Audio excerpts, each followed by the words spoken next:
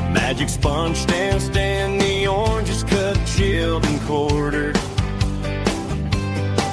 As we take the field for WCBH Darwin Sports Radio.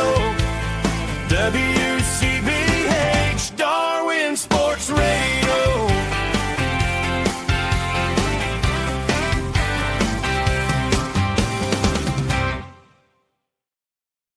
Joining me once again to talk AFL is Jono. Jono, round 3 this weekend. Round 3 this weekend, Cam, and I suppose we don't find it hard to believe. Well, we've still got a couple of teams having a bye this weekend, so we've only got another 7 games. But yes, that's another story. It just does not feel like the footy season's really kicked into gear thus far. Before we get into last weekend's results, let's just talk about those byes. In rugby league, when you have a bye, and we get 2 points for a win. In rugby league, when you have a bye, you get 2 points. Yes. Do you get any points in AFL? No. Once upon a time when byes were probably more so common when there was obviously an odd number of teams, or local footy an odd number of teams, you would get the 2 points as you would with a draw. But, no, sorry, you get 4 points, counts as a win. But now, 0.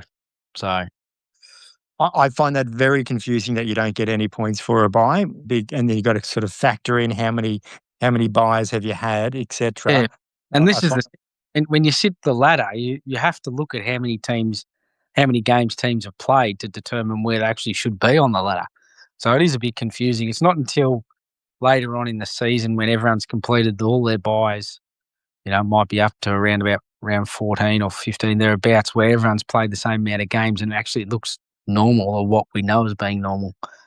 So it is a bit confusing. It is. Let's go through last weekend's results. The Hawks over the Swans.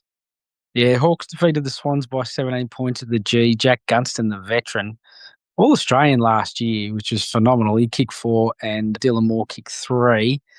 The Hawks were just a bit too strong in the end for the Swans, and they might have their season clicking into gear. The Bulldogs travelled to Adelaide and were 6-point winners over the Crows. Great win from the Doggies, and they're right up there with your Suns as premiership favourites at the moment. The Crows, who I did mention last week, were my pick. Well, I actually picked them to beat the Dogs, and they're also my pick for the flag. They were close, but they just couldn't get it done towards the end. Marcus Bontempelli, again, sensational with 30 possessions and a goal. The Suns, they had a big win, 68-point winners over the Tigers. That was up on the Gold Coast. No, at the MCG, Cam. They won 60. Was it? Ben King, your big key forward, kicked 7, and young fella Ethan Reid 4. But the big talking point out of that game was your man Christian Petrarca, who tore his hamstring and he'll miss the next 4 to 6 weeks. And we did make mention last week he's probably sitting on 6 Brownlow votes after the first 2 rounds. So it's a big loss for the Suns, the new recruit. Well, 2 things there. That is, 1, a massive injury, but number 2, the Suns proving that they can travel to the G and win well.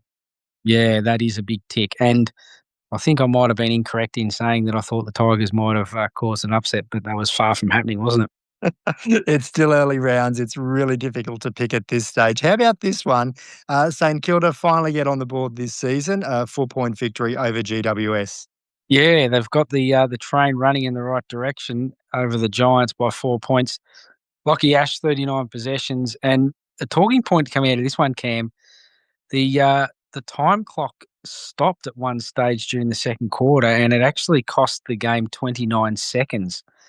Now, the Giants coach has come out and said that it didn't have a bearing on or an impact on the game, but I'm sure the Giants would have loved another 29 seconds at the end of the game when there's 4 points the margin.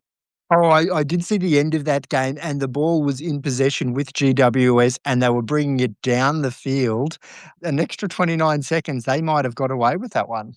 Most definitely. But, I think he was right in saying, well, they had plenty of time throughout the match to get the win, and that was the difference in the end. Isn't that nice to hear a coach actually just be circumspect and diplomatic about it, and rather than have a whinge. And blame the time clock for all the errors that they made during the game. Exactly. Dockers 118 over the Demons 70. Yeah, they did it comfortably in the end, Freo at home. They're going to be a force over in Perth this year, Optus Stadium. Josh Tracy kicked 4, Isaiah Dudley 3, And the Demons, they chose to tag Caleb Sarong, and they kept him to a very quiet evening of 16 possessions. But as a consequence, Angus Brayshaw got off the leash, and he had 39 possessions. It was a dominant player on the ground. So that poses another question of clubs. Do they tag a star player to take them out of the game to let others off the leash? Yeah, it's a coaching tactic that we'll follow closely this year, I think. The power, they clicked, and they clicked well against the Bombers, 133 over the Bombers 70. They certainly did. 63-point margin after their debacle in round one against the Kangas. They did bounce back. Big question mark over the Bombers. Consecutive 10-goal losses to open their season. Jason Horne-Francis kicked 3 goals in the first quarter to sort of set up the game. He actually then dropped the mark. He could have kicked 4 on the trot in the first quarter, but yeah, she was all over at quarter time on Sunday for the poor old Bombers. And yeah, I just can't see. They play North, which we'll talk about shortly, but I'm not sure where their first win's going to come from, the Bombers. Yeah, languishing at the bottom of the table at the moment is the Bombers. And to speak of North, I backed them to travel to the West and get a win, but it wasn't to be. You picked it from the previous week with the strong showing of the Eagles against the Suns. They picked up their first win against the Kangaroos. Well, halfway through the second quarter, Cam, I was eating my words because the Kangas were 5 goals up, and there's a 10-goal turnaround in this game. And then I didn't watch a lot of it, but I turned the tally back on an hour or so later, and West Coast were 5 goals up, and I'm like, what has gone on here? But anyway, the Kangas came back, kicked a couple late, and the margin was 17 points in the end with new captain of the Roos, Nick Larkey, kicking 6. So sitting on the pine last weekend, the Lions, the Blues, the Magpies, and your Cats. Yes, and my Cats are on tonight, which we'll talk about now. We will. So having a look at the ladder, Suns up the top. What do we got? Suns and Bulldogs are both undefeated, and right down the bottom of the ladder, teams yet to record a win, the Lions, the Tigers, and the Bombers. Let's get into round 3. Who opens the season? Who opens the round for us tonight? We've got the Cats and the Crows at Kardinia Park, and interesting enough, the Crows haven't won here in Geelong in 23 years. So, in saying that, there's a couple of years they probably didn't travel here, but that's a long time. Geelong are very difficult to win or to defeat on their home ground. A couple of changes for tonight's game, Cam. Brock Close, who for the Cats, he's played 53 straight games since his debut, has been dropped, and he'll go back to the twos. And Patrick Dangerfield, the captain, also misses with a calf injury. But there's 4 big key outs for the Crows. Rory Laird's done a calf. Their captain, Dawson, has done a calf. Taylor Walker's being managed, the old bones. They're not bringing him down to Geelong for the evening. And Callum Archie, the new recruit from Brisbane, did a hammy last week. So I would have thrown Adelaide in the mix to beat Geelong down here tonight. It's actually raining and cold. It's wintry conditions. But now with those 4 missing for the Crows, they're 4 key players. I'm going to have to tip the Cats at home. Yeah, I'm going to back your Cats in on that one there. Magpies up against GWS. Magpies, they had the bye last weekend. GWS, they had a loss. How are you seeing this one?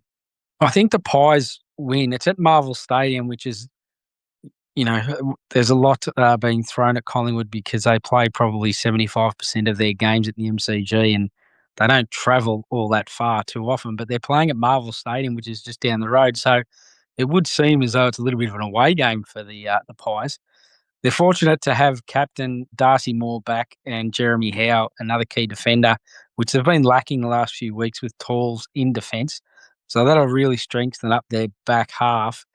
And purely on the back of those 2 veterans coming back into the side, I'm going to tip the Pies to beat the Giants.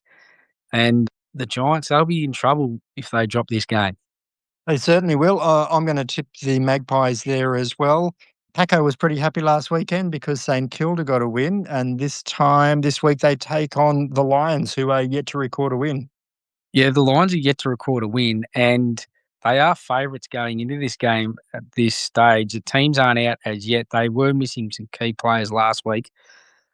So it'll be interesting to see what side they field. But have the Saints clicked into gear? We'll soon find out once they take on the Lions.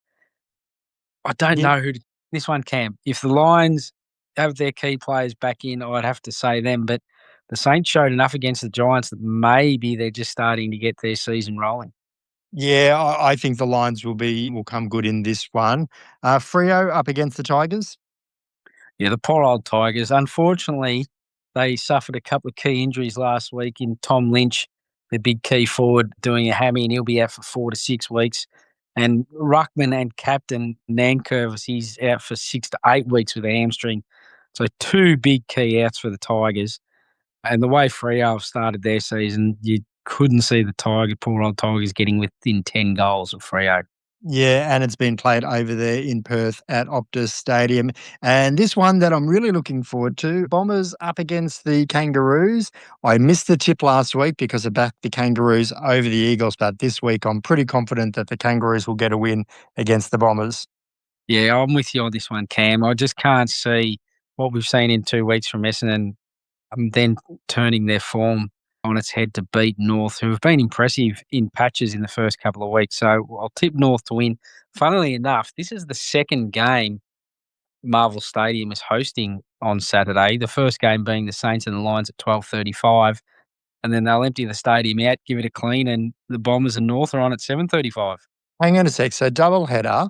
Double. I'm not against a double header. That's fine. But why wouldn't you play them back to back and allow the person who bought a ticket for the first game to enjoy the second game and entice the person who wants to go see the second game to come in a bit earlier and see the first game?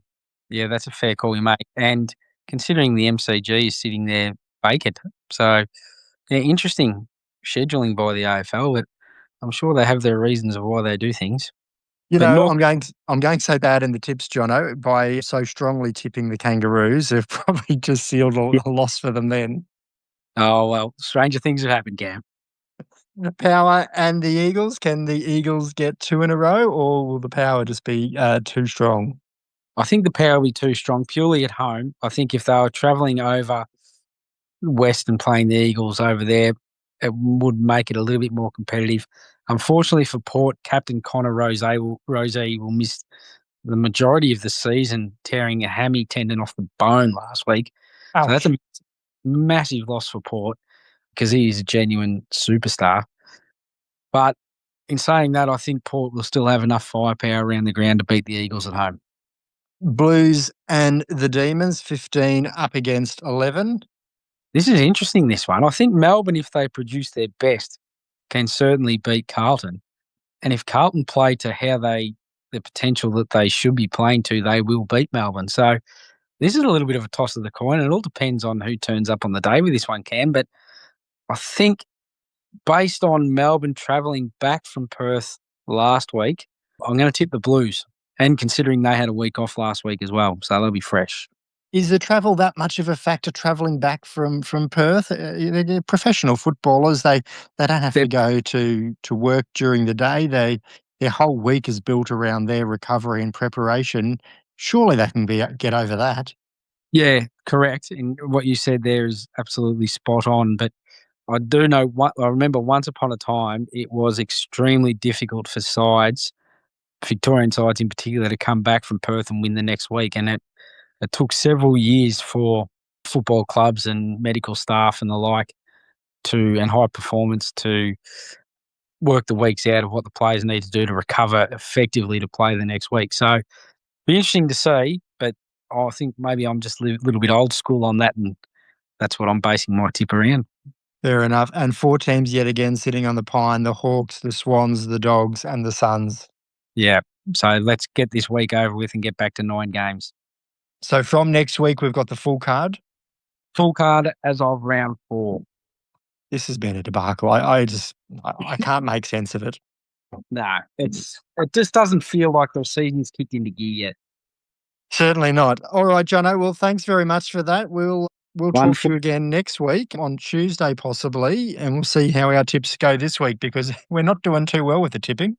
No, I don't think I can go any worse. So hopefully I turn things around this weekend.